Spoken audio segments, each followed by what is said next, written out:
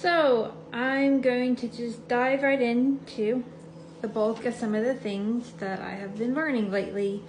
I'm going to start off with explaining core consciousness and your life experience. And that is how you live life and feel things. Starts with your sensory, which is sight, hearing, touch, taste, smell, sound, and your sixth sense, which a lot of people leave off, but is actually critical in the whole life experience. And then you have your drives and your emotions. So we know what the sensory ones are, so then we should explore what we don't need those. We can go and explore a little bit more about our drives and our needs. Basically, it's the needs of what your driving force is. Physical, the basics are shelter, sleep, food, and water. And emotional drives are safety, love, and connection. And they're pretty interlinked. It's good to know that the physical and emotional well-being of your well-being, it's all interconnected. Instinctually, we will have aggression or sex, which is equivalent to like needing to protect yourself, and attachment, which is needing to connect the others, which is love.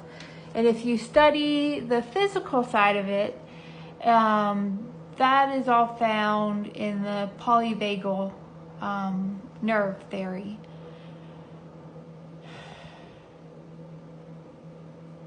So safety comes first. You have to have safety before you're able to move on to connecting with others. And then you're able to communicate once you connect. But there's Maslow's theory, which a lot of us are familiar with, where there's the different needs, and if the first one's not met, you can't move on to the second one, and so forth. Self-actualization is the goal there for having all your needs met. So the first drive, safety, it's not an emotion. It is actually a drive and a need. And how do we get safety? It's by protecting ourselves and loved ones. You have the flight or fight response, which is a physical response to safety, which affects your vagal nerve and your parasympathetic nervous system.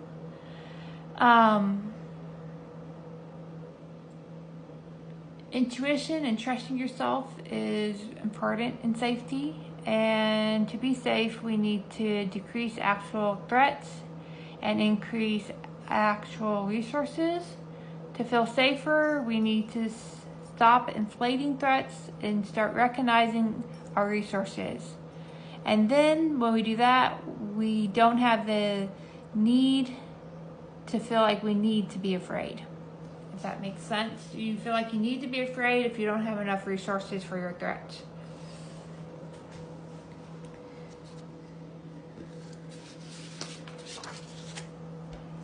The next need we have, if we have safety, is love. Again, it's not an emotion.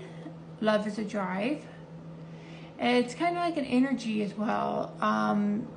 Similar to gravity, it pulls things together. How do we get love? We get and give it to ourselves, and we get and give it to others. And a balance in that is health.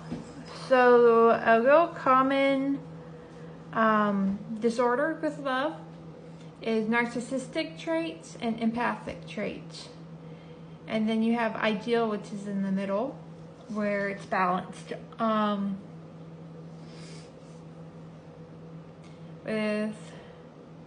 With giving love. There's the 5 love languages, which is touch, words, gifts, time, and service. And if you learn more about the love languages, it makes you better at giving and getting love. Go more into about the disorder of the narcissistic traits and empath traits.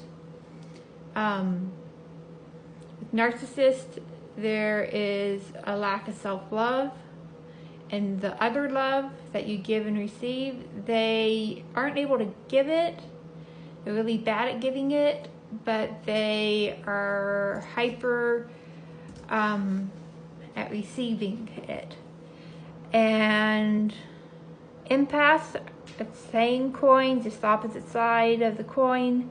They also don't have self-love, but with other love, they give a ton of love to others, but they're really bad at receiving it. So you can see where the dysfunction there is similar but different between empaths and narcissists. And then the ideal love abilities and skills would be, half of it would be self-love, and the other half would be love to others, which would be giving and receiving. So that's a little bit about love. And then you have emotions, which is central to the core consciousness and life experience. And it provides information on one's core goals and needs. Negative ones signal a threat to needs and goals and energize avoidance. Positive signal opportunity to meet needs and goals and energize approach. They all help prepare for action, and different people have different temperaments. A healthy process of emotion is you become aware of it, you understand what emotion means, of the need, and you adapt your action to meet the need. An unhealthy process, you're unaware of the emotion, you're in denial of negative emotions, and you block emotions, which causes a failure and unhealthy displays of emotions, such as being suicidal.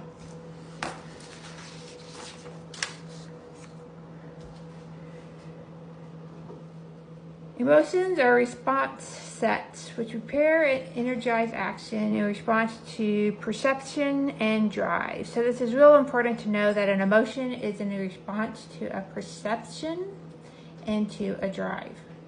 So all of them are from perception, either right or wrong. And we can alter our perception to alter our emotion. We have the power.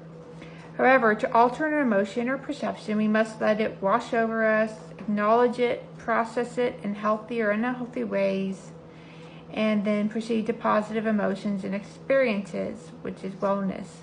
Blocked emotions stay with us until healthy processing releases them. So, see, that was it. That leads me to show you some tools that you can use for this process. This is an emotion wheel, and you can pick an emotion that you are feeling. So I'll do me. Like, I feel scared a lot, and a lot of anxiety, and overwhelmed. And so this gives me a lot of information because I see overwhelmed is in the scared family, and the opposite one is peaceful. So I want to move to the opposite emotion. I want to move from a negative to a positive. And so this gives me the information about where I'm at right now and where I want to go. So this is kind of like a compass in a lot of ways. Where am I at? Where do I want to go? So you can pick any emotion on there and then pick the opposite one and go from there. One of my sons felt mad, so that made me aware that he needs to feel more powerful. That's where he's needing to go to get to the positive, to step up from where he's at. My other son was feeling apathetic, and that was in the sad. So where he needs to go is to joyful. And I'll come over here and show you another tool that makes a lot of sense of emotions and how to control them and to get to where you want to go. Don't be intimidated by how complex it is. I'll explain it all. What we have here is, this is the body, basically. And these are states of being inside your body. This is the state that you're at. And this is the emotion that family, it's the emotion family that goes along with that state of being. So to move from an emotion to another emotion, because we saw where we were at and where we wanted to go, right? So I was in fear. The emotion was fear, and I was feeling a lot of anxiety, and I needed to move to peace and relaxation. And this being what's going on in my body, this being the emotion. And to do that, I need to cross this line here. So this line here shows how this half, these emotions, all the ones that we think of as negative, are to protect ourselves. This is the first thing we feel because our very first drive and need is protecting ourselves. To cross over to the other side, which is our second need and emotion, which is connecting to others, because these are all the states of being and emotions that go with connecting to others. We need to do a few things. One of the things we need to do is we need to move on the axis. This is the perception of our skill level. So over here, I don't perceive myself as having a lot of skill. As I move this way, I have more skill. The other axis is challenges. So down here, I don't feel like there's a lot of challenge. As I move up, there's higher challenges. And that helps you to realize my perception of whatever is going on, of my reality that's causing me to feel this emotion and have this state of being.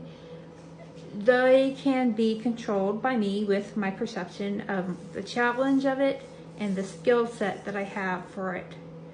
So low to high, and then low to high. And to move our perception from up high down to low is all about having experience. So if it's a new experience, it's going to be higher. The more experience we have with it, the lower it's going to go on the scale for challenging and our perception of it. Simply not because it has become easier or not, but our perception of it will change with how much experience we have.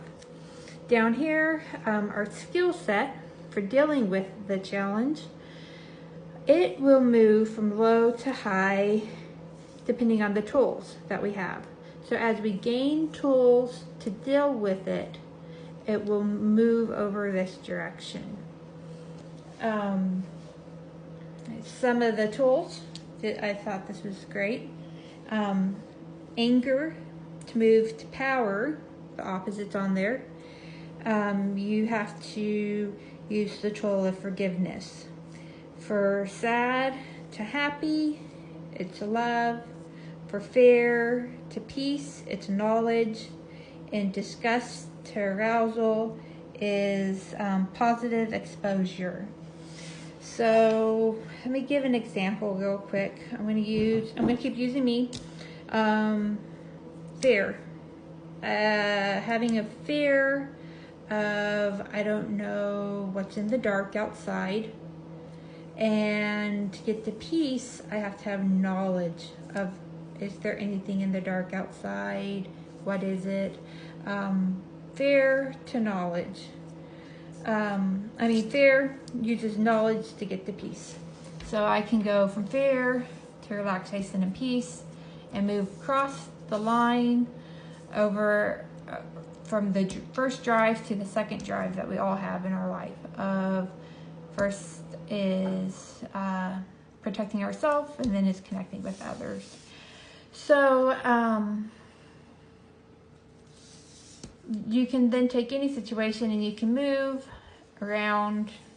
Most of the times you don't want to go this direction. You want to move upwards towards the flow state of being, and that's happiness. That's where you feel the most love. And when you are feeling love and happiness and in the flow state, you're at your healthiest. The opposite, apathy, where you don't feel anything, and sadness, you're not feeling much love over here.